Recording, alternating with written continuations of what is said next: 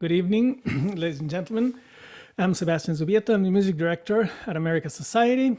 Welcome to this virtual event with the Orchestra of St. Luke's. We are very happy to have this opportunity to talk to everybody, also in preparation of the concert that we'll have on Friday and the several other dates that this program will get around New York City in the next few days. We have worked with the Orchestra of St. Luke's before. I think the first time was many, many years ago, before anybody watching was born. We had a wonderful concert and a wonderful program years ago. So we're really happy to be collaborating with them again in this amazing show that has a bunch of young composers. Well, you'll see the music. You'll meet them a little more today, and you will hear their music over the week here in New York and then online. So with that, I would like to introduce Andrew Roitstein, the Director of Education and of the Orchestra of St. Luke's, who will tell you a bit more of what is happening, what this evening will be about, and more than that, what about this whole project and how it came to be. Thank you, Andrew. Thank you, Sebastian, and thanks to everybody at America Society for hosting this event tonight and hosting the concert. So I'm Andrew Roitstein. I'm Director of Education and Community Engagement at the Orchestra of St. Luke's.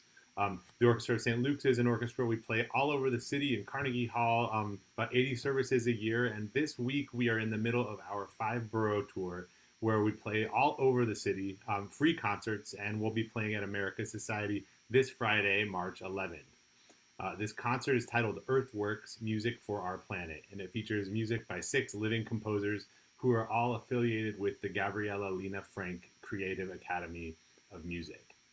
This evening, and today on the West Coast, today is an opportunity to hear directly from several of these composers. We've got 4 out of 6 of them here with us today.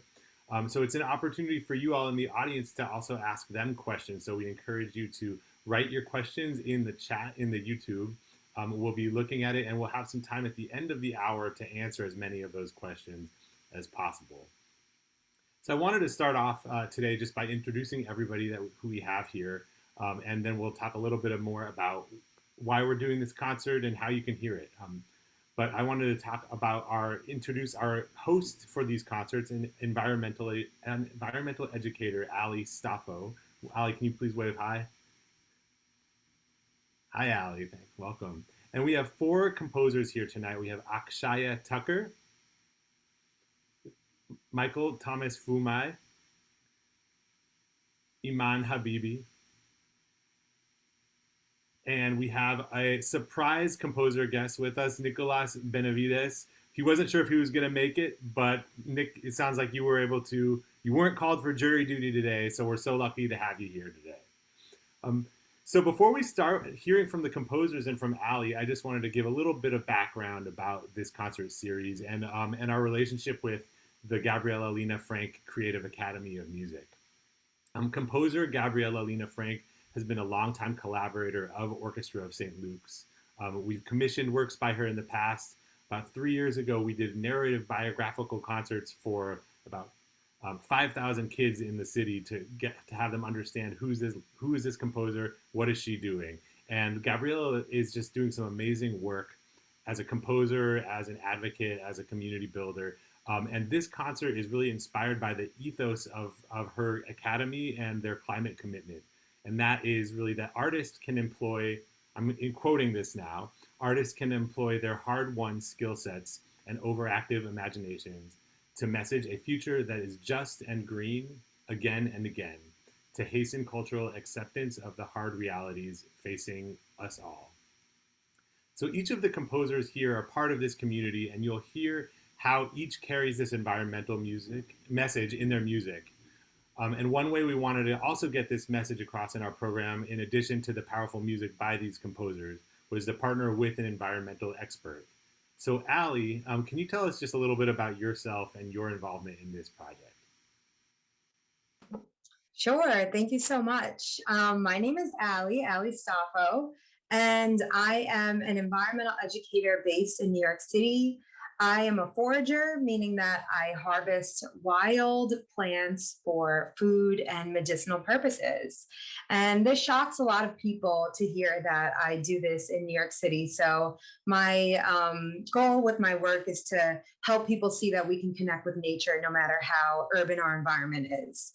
And my role in this amazing Earthwork series has been to speak with all of these composers and understand the goal behind their music and really the inspiration behind their music, and tie it to larger environmental sustainability and climate issues that the Gabriela, Lena, Frank's Composing Earth program really focuses on with their music, and tie the two together for the audiences that are attending these concerts. So this has been a really great experience for me to learn so much about these cultural workers. So the first thing that I want to do today is to ask each of the composers on the call to tell us who they are again, where they are, because it's a global group, the name of your piece, and just like a short description of your piece. And we'll start with Akshaya, then we'll go to Michael, then Iman, then Nick. Hi, everybody. My name is Akshaya Avril Tucker.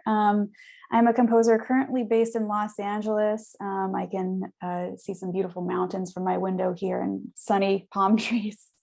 So in my music, I frequently am inspired by my background, both as a cellist and classical Indian dancer. I studied classical Indian Odissi dance for 20 years growing up. And so you'll hear some of these Indian music influence in my music as well. So the piece that will be played is called In Whose Mouth the Stars. I wrote this piece in 2019. This piece tells the story of the god Krishna and Hindu tradition.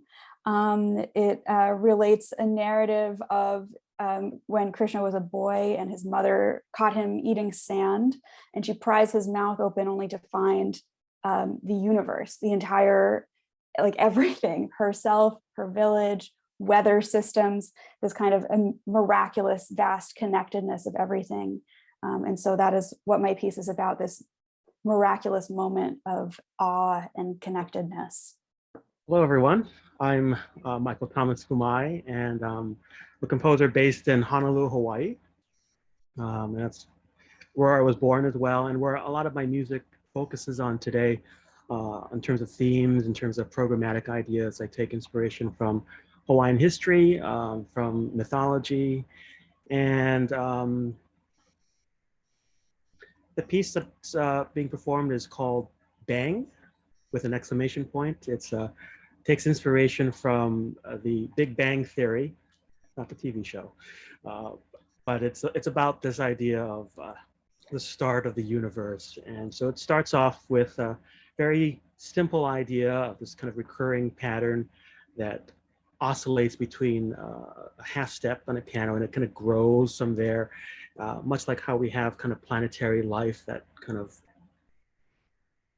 expands from one point. So there's lots of kind of these powerful splashes of energy that kind of illustrate life evolving over great swaths of time. And it's for 6 instruments. And I wrote this a long time ago, 2008. And I think it still very much speaks to the work that I focus on today about music inspired by the natural world. Hi, my name is Iman Habibi. I'm an Iranian-Canadian composer and pianist. I'm joining you from Toronto, Canada, or as the locals here say, Toronto. And my piece is called Ahuye Kuhi, and it's for violin and cello. The title of the piece in Persian means mountain gazelle or a mountain deer. And I wanted to write a piece about displacement and displacement of animals, but also people. And as I was trying to find my angle into this piece, I was shocked to discover that the oldest, or one of the oldest at least, surviving pieces of poetry written in the Persian language in the Arabic meter talks, at least at a literal level, about the idea of displacement and asks how a mountain gazelle is expected to survive away from its companions and away from its home. So I thought it's fascinating that these concepts have been in the arts for such a long time, and we've noticed these changes for such a long time, and yet we haven't done much about it. So that's kind of the idea behind the piece. Hi, everyone. My name is Nicolas Benavides, and I am also out here in beautiful, sunny Southern California, where I'm not from, but I can see trees and sunlight, and it is quite nice. I'm originally from New Mexico, and a lot of my music is focused on that part of the country and what it means to be from there. Anything cultural and environmental, I'm just so fascinated, and I love to use my art to learn more about where I come from. I generally just try to copy Michael Thomas Foumai with everything I say, just replace Hawaii with New Mexico, and it's pretty much what I wanted to say. But this piece is actually not about that, which is really thrilling to have it programmed.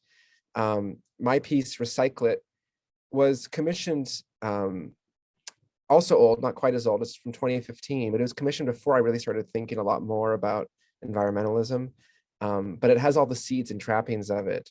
I was commissioned to write a chamber piece inspired by any artwork I wanted in the De Young Museum in San Francisco, where I lived at the time. And I went, and there was this giant piece the size of a wall that was made by litter. It was made with, is by Ella Natsui. It's called Hovor 2, and it's made with little foils from liquor bottles. And it's like 30 feet wide. It's just huge. And it seems to glitter in the sunlight, and it was just in motion. And I was just so taken with it. It's a piece that is still, but has so much motion to it. And I was really inspired by the idea of recycling to make something that is unrecognizable in its current form, but comes from discarded materials. And so I borrowed musically from just liberally from things that I loved, like little snippets, little windows. And, you know, now that I'm reflecting upon it now, it really kind of was the beginning of, I think, what led me to continue to explore what it means to take fragments of something in the past and put them together for solutions for the future. And it's a piece I enjoy, and thank you for programming it. Thank you, everyone, so much. And, you know, I think that this process has been specifically enjoyable for me as an environmental educator and someone who comes from this background, is because I got to hear really how unique all the composers' experiences were and how rooted your inspirations in environmentalism really is, and how you're tying this together with your skills. I want to start off my first question directed at Iman. And Iman, your piece, in my opinion, was really the heaviest to me.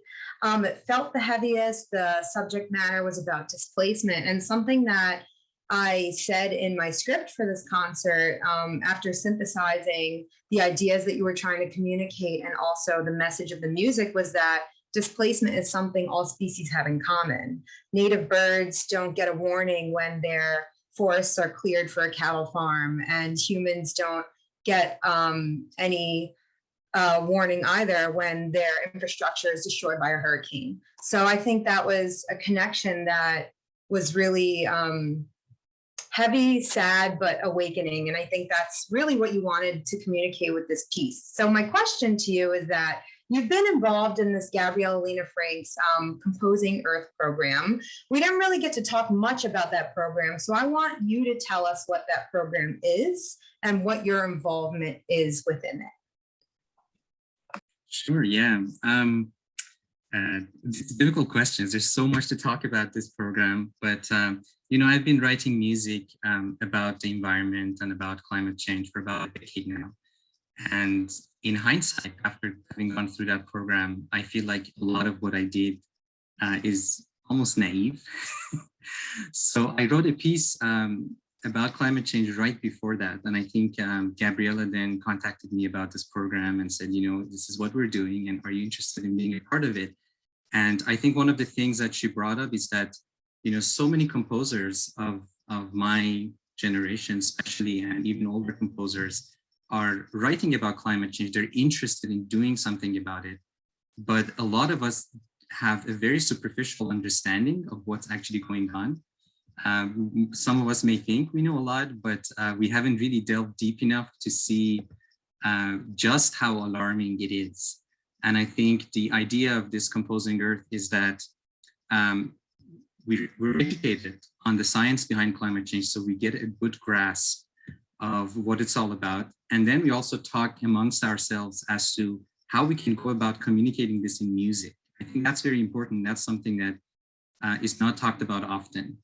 And that's something that I learned so much from my colleagues. First of all, what's happening in their locale, you know, talking with Michael, or, you know, learning about California, learning about Hawaii, and what are the main kind of concerns environmentally in their locale.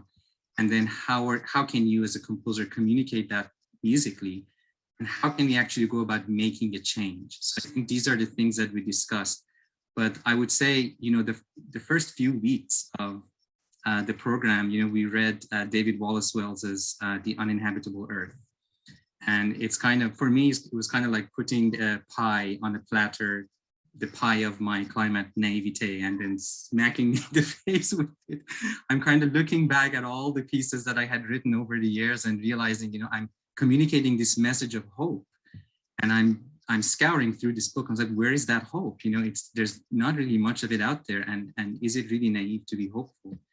I think there's still room to be hopeful, but that's the kind of transformation that I feel I went through as a composer. And I've also developed much more of the language to communicate that message, I feel.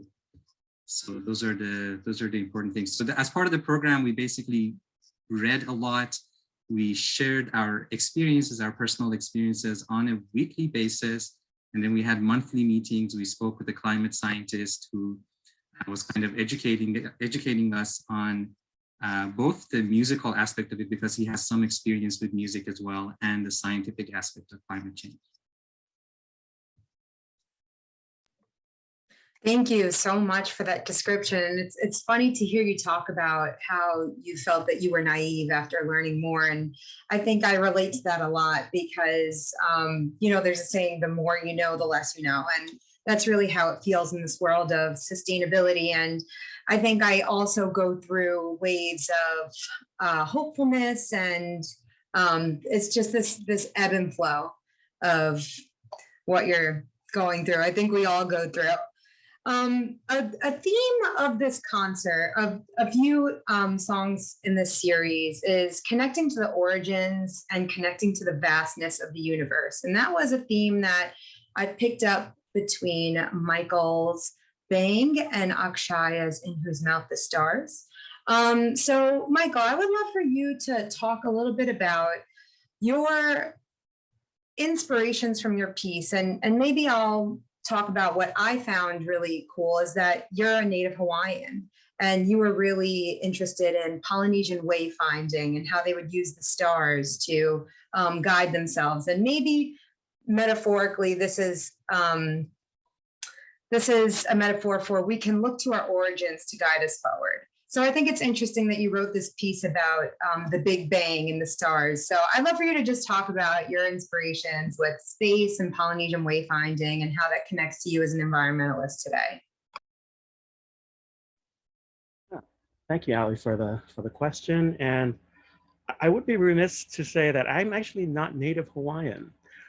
I was born in Hawaii. I have Polynesian ancestry. My father is Samoan, but I'm not native Hawaiian. But I was born in Hawaii, and I've kind of adopted my home culture, and it's welcomed me and it's embraced me. And so my inspiration for Bang and a lot of my recent works is is something that now ties into my interest in finding out where I'm from, identity, place, and after graduating from college in 2014, I think I was faced with what many composers are faced with. What do I do next? And I looked inward, and I looked towards understanding the culture of my home, and shamelessly, I didn't know that much. And so as I started to look into how Hawaiians got to Hawaii, I discovered Polynesian wayfinding. I discovered their connection and their relationship to being stewards of the land, of the environment. You know, ancient Hawaiians were in Hawaii for quite a long time, sustaining a population of over 100,000 people without any contact with the Western world. And so to think about that today, we need to import almost 90% of everything that we have to eat and all of our goods that we use to survive in life today. So there's a dependency on bringing things in. And learning about this kind of indigenous knowledge again made me understand, maybe want to learn more about how we can revisit that kind of lost knowledge from the past to kind of inform our solutions for the future. And one analogy that I like to use about the stars is that for Polynesian wayfinding, they don't use any technology to navigate and circumnavigate the globe. They rely basically on starlight and the currents of the ocean, natural signs to guide them into the future, a future destination. And we think about when we look to the stars, it's the stuff of science fiction in most cases where we think it's the future to go into this final frontier. But really the starlight we see is light from millions of years ago. It's our ancestors that are speaking to us, and that's kind of how the ancient Hawaiians feel. And Hawaiians are led into the future by the ancestors, by the past. And so I think this is very much the inspiration for Bang. It's the inspiration for my music today, and something that I live by too, to make living in Hawaii something that is sustainable, and also spreading that knowledge to my family, my community, and abroad.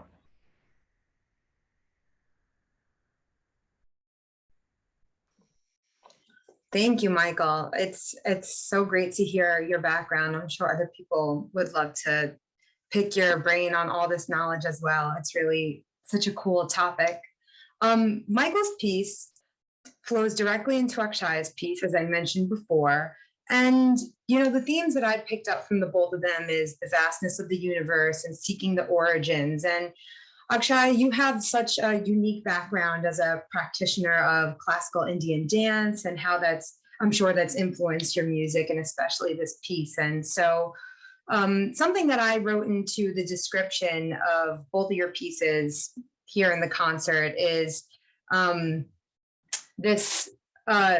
something about connectivity, right? That can we recall our deepest origins when we were just particles floating in molten lava as the earth was forming? And what do we look like from the edge of our solar system, a community of people indefinitely attached?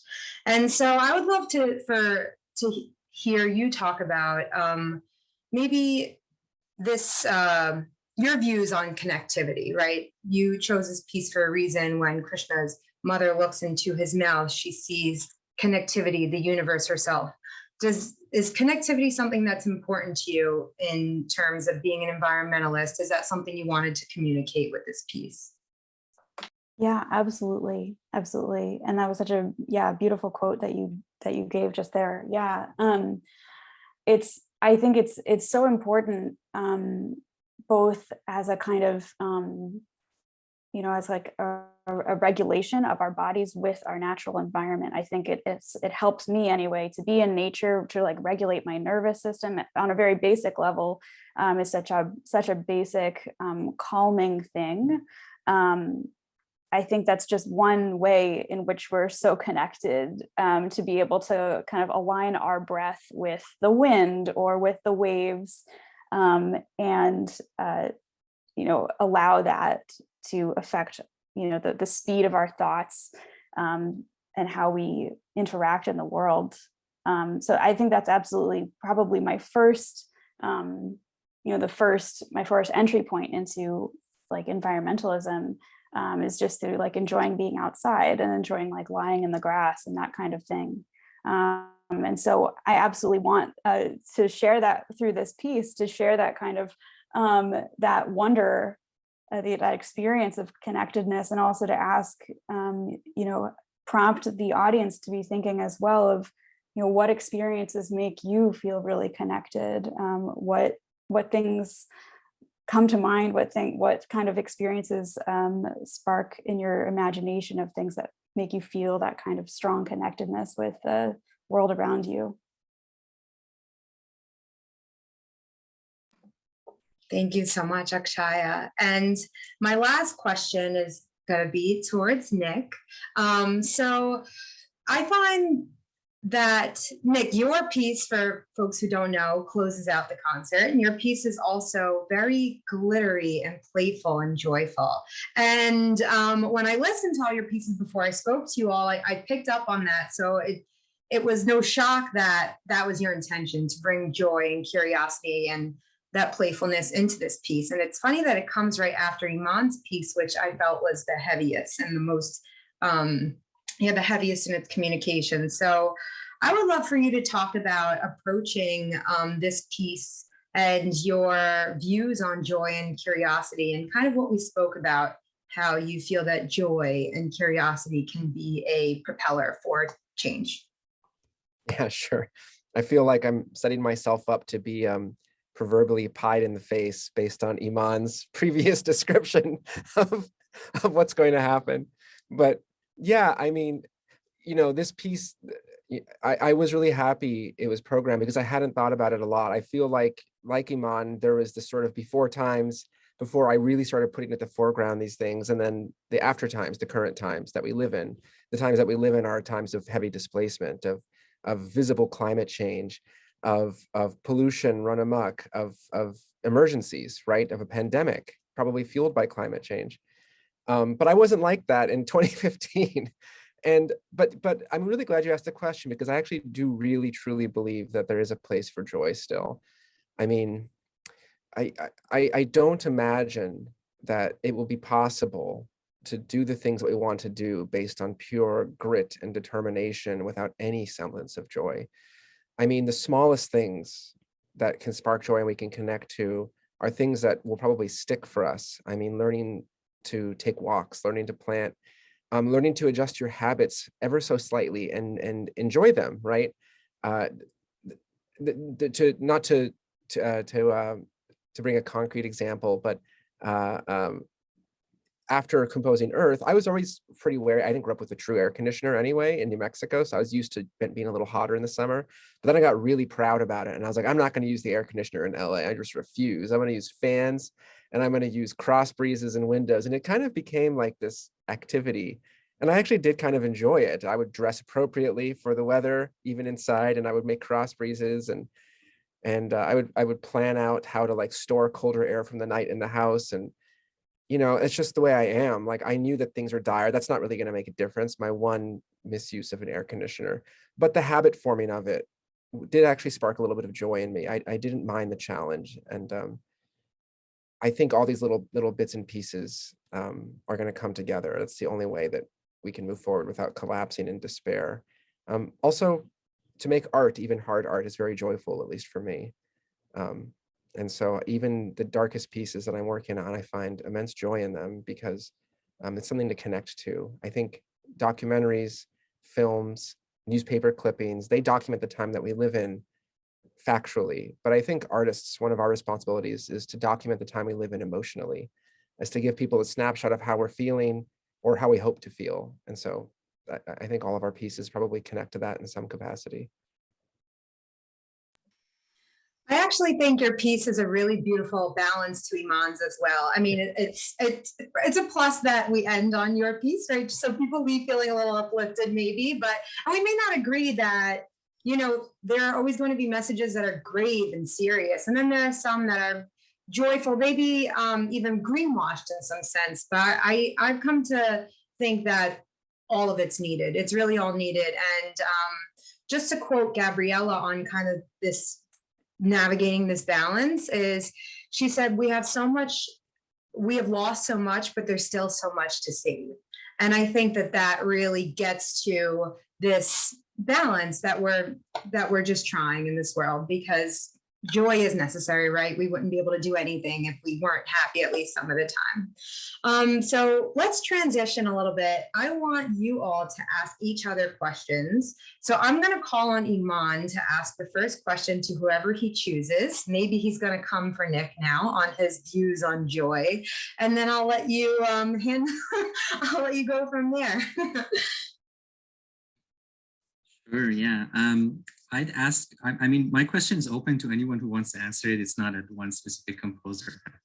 You know, we're all operating within the parameters of this genre we call classical music, which, you know, throughout its history has had a lot of pieces called Sonata number 5 and Symphony number 25 and Concerto in E flat major. And that trend changed a little bit in late 19th century and 20th century. There was more programmatic music, but really the bulk of the music that gets programmed, our concert formatting, everything is really geared towards absolute music. It's geared towards music that is not really doesn't have a program or subject matter to it, and it's abstract in some ways. And I'm wondering how, you know, here we are in the 21st century and we're writing music not just about a specific topic, but we're putting a spotlight on that topic and we're engaging in activism. So the thing that we're talking about is not just secondary, but is almost as important as the music, if not more important than the music. So I'm wondering how my composer colleagues have dealt with that. How much has it been inhibiting for you to do this within this environment? Has it helped you maybe to be different and to do this, or have you received some pushback? And I mean, if you guys want to pick on someone to answer that, that's fine. Or if you'd like to answer, I'm curious to hear from everyone.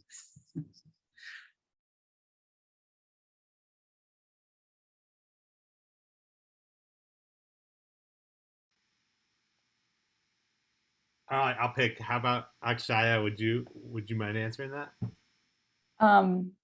Sure. I was going to ask if one of the others could answer this one. Actually, I feel like I'm just, I should mention, I am currently in the Composing Earth program right now. This is my 3rd month in it. So I feel like I'm still kind of in the tide pool of trying to figure out my own message within environmentalism. So I'm curious to hear what one of the others has to say.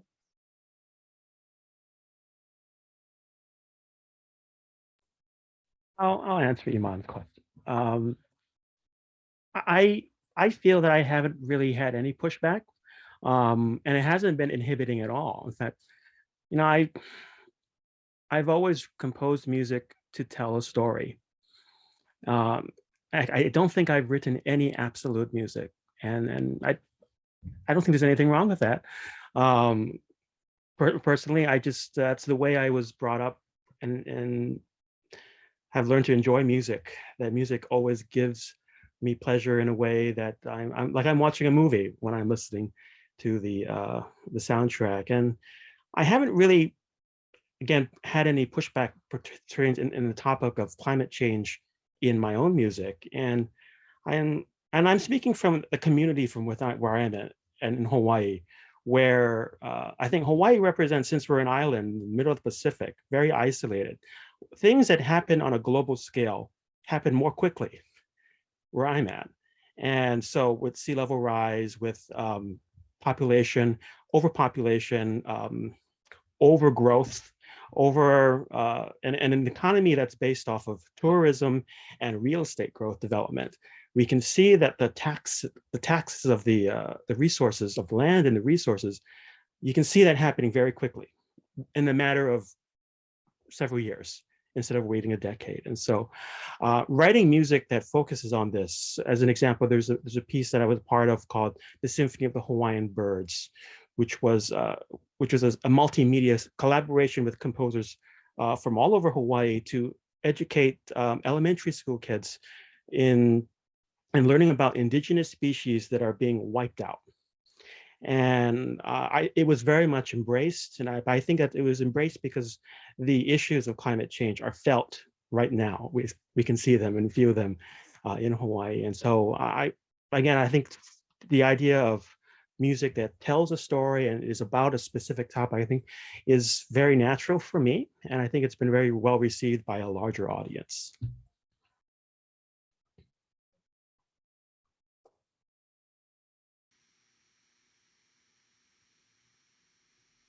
And actually, Michael and Akshaya, you both mentioned your involvement in composing Earth, and I thought it actually would be a good moment to just, if you could just share a little bit, and this could also be to Nick or Iman, about what brought you to, a little bit about what is the Gabriela Lena Frank Creative Academy of Music. I don't know if everyone here watching has heard of that just yet, but what is that? What brought you to it, and how many of you actually interacted with each other in a group? Because I know that she's hosted several different groups. So I just ask you many different questions. So I guess starting off is, what is the GLF CAM and what brought you to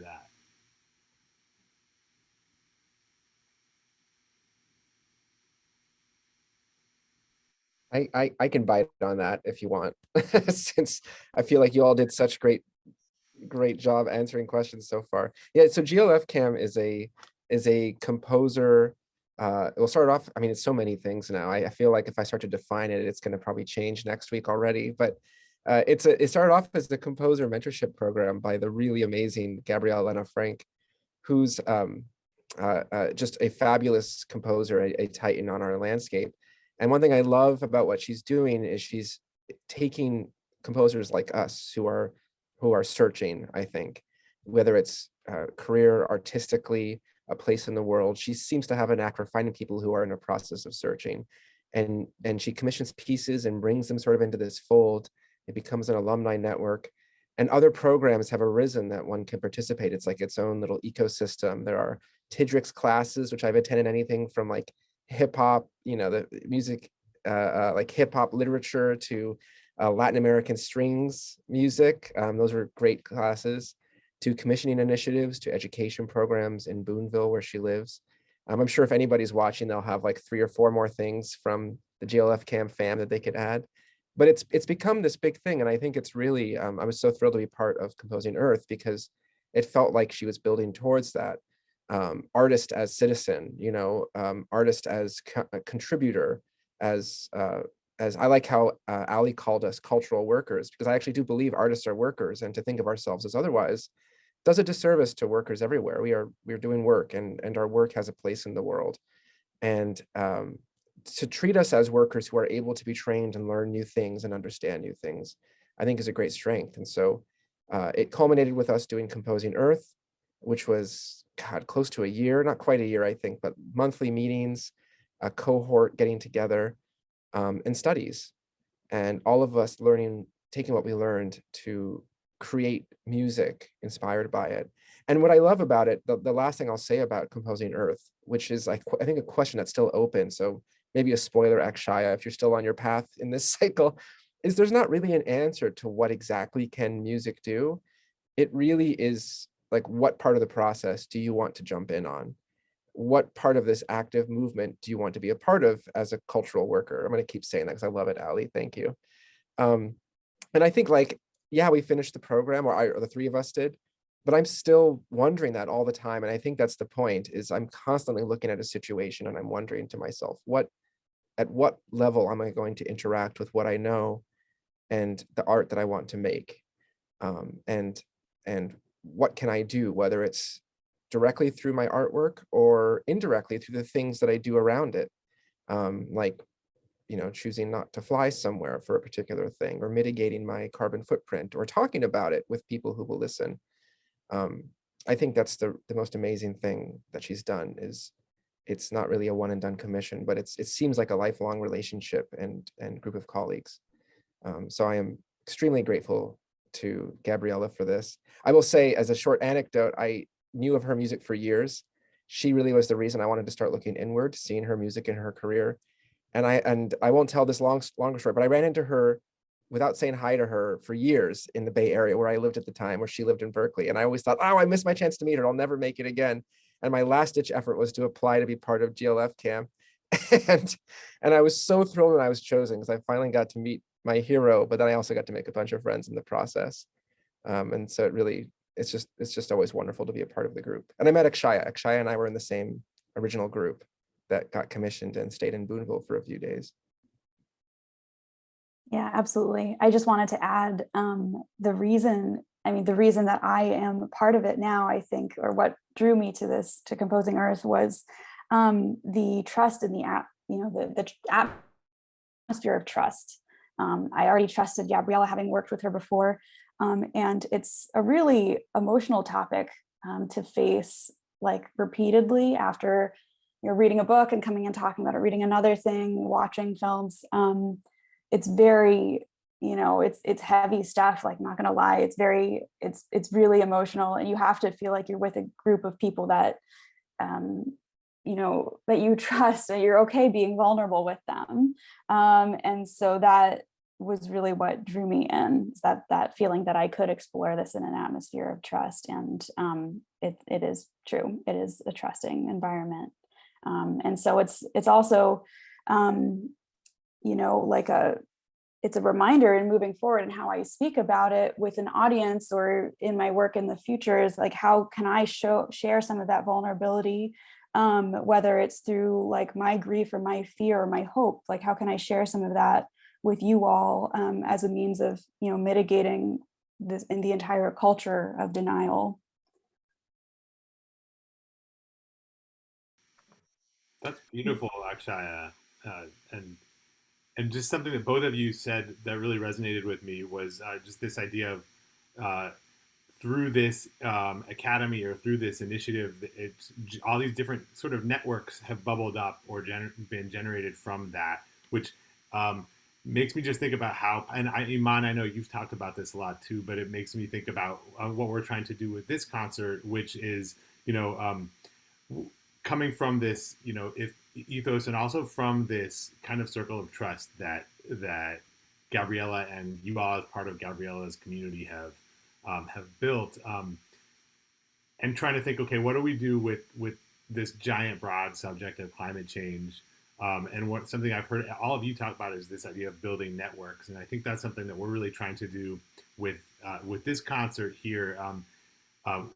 First, playing all of your music, some of these pieces were written 10 years ago, some of them were written 1 year ago, but playing them, getting them out there, playing them multiple times, but then also bringing Ali, an environmental expert, in, and then the other thing that we are going to be doing in the concert. So anybody who's watching, it's also an opportunity to meet other people who are environmental activists and advocates in the city. We're partnering with an organization called We Act for Environmental Justice, which is a New York-based organization. They've done some really amazing things in terms of influencing policies about how to better our environmental policies and pollution in the city. One of the recent things they've done, I think, is make some real progress in limiting the amount of new gas stoves in the city, because it's actually and they know about it, and Ali, you know about it, I'm sure, a lot more. It's a source of a lot of pollution in the city, and so there's new things about accessibility to electric stoves and things like that. But yeah, bringing in We Act, bringing in the Climate Museum, and bringing in our audiences who are really here to hear all these composers' music. But what we hope is that bringing all these different people together will inspire more people to take action. And what we want to do is give them a chance to, or many different avenues into how to take that action, while enjoying it and being inspired by your music and wanting to hear more of it as well.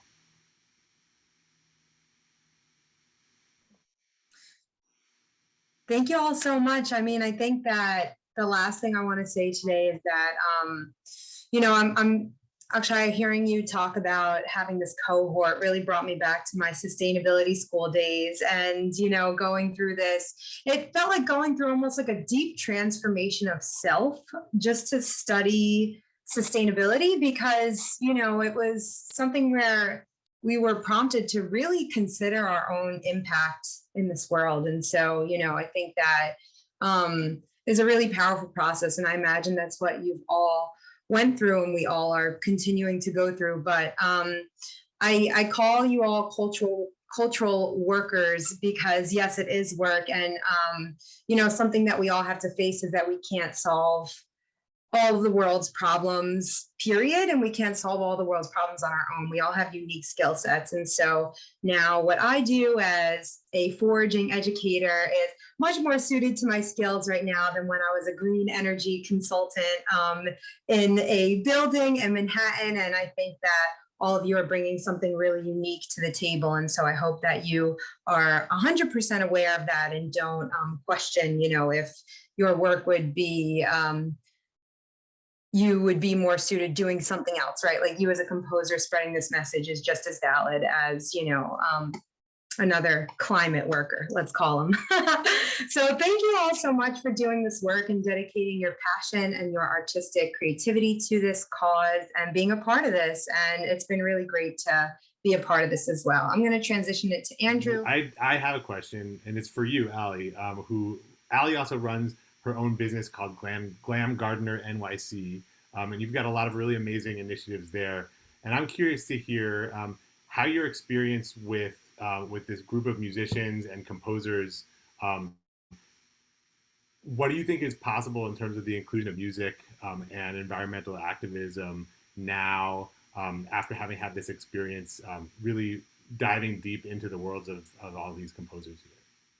Oh gosh, that's such like a great question. And I mean, it's hard to give both a short and a long answer. So let me think about this just really quickly so I can give an intentional answer. I went through many stages of being a sustainability professional, let's call it. I studied sustainability. I have my bachelor's and my master's. I've studied under people who have started government organizations that are dedicated towards sustainability, right? Really incredible people. And then now I'm living in, a borough of New York City where culturally I feel that there is very little sustainability awareness just on a cultural level.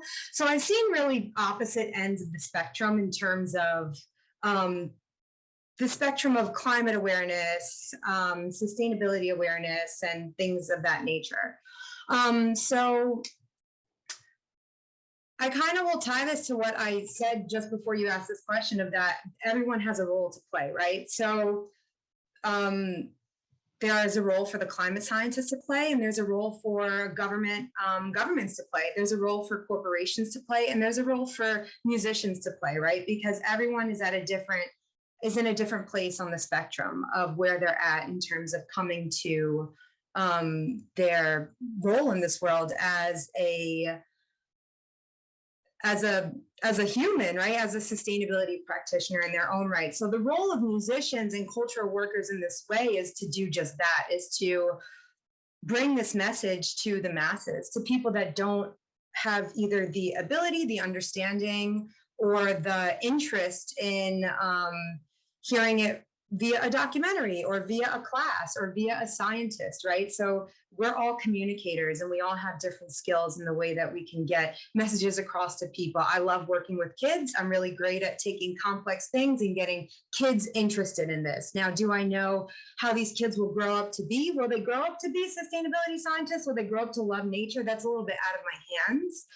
But I would like to think that all of our skills really do play a role here. And I think what the musicians and the cultural workers do is get people really thinking about this in a way that is cool, is relevant, and things do need to be cool and relevant, and not relevant in the sense where trendy relevant, but relevant to, something that our generation should be thinking about. Music plays a very big role in how we view ourselves and how we view each other. And I think that it's your messengers, very powerful messengers. Thanks, Ali. And you do such a beautiful job of tying all of their stories together and communicating it to the audience. I can't wait to hear you do this again. We have 4 more concerts where you're doing this throughout this week. And yeah, just can't wait to hear the music again and hear Ali's storytelling continue throughout the week. I think we're getting about close to our time, but I did want to just name the dates of the next concerts we do on March 11th, which is Friday. We're playing at the America Society. There are a couple of other dates that our viewers can come in as well, which is March 10th in the Bronx at Hostos Center for the Arts and Culture, March 11th at America Society, March 12th will be at Snug Harbor Botanical Gardens in Staten Island at the Newhouse Center for Performing Arts, and March 13th at Brooklyn Public Library in the Grand Army Plaza. We can't wait to play at all these venues, and we're super excited to return to America's Society after a long time of not having played there. So Sebastian, thank you so much for hosting this conversation today. Thank you to all the composers and to Ali for being a part of this, and I'll turn it over to you to close out the evening, Sebastian. Thank you, Andrew. Thank you, everybody. We are very happy to have you guys on Friday. And thank you for this conversation. It was very illuminating. I really learned a lot listening from you. You said some beautiful things. It was really quote things. I liked it. It was really nice. So thank you for the poetic expressions of all this, of all that you're doing. Thank you, Ali, for the questions and moderation. Thank you, Nick, Michael, Iman, and Akshaya for being with us. I'm glad the jury didn't work out today. And thank you, Andrew, and the Orchestra of St. Luke's for being wonderful partners. It is a pleasure to work with you. And we look forward to the live concert and to see all of you live someday and to keep seeing your music and listening to it. Thank you very much. Thanks. See you all soon. Thank you. Bye. Thank you. Thank you. Bye.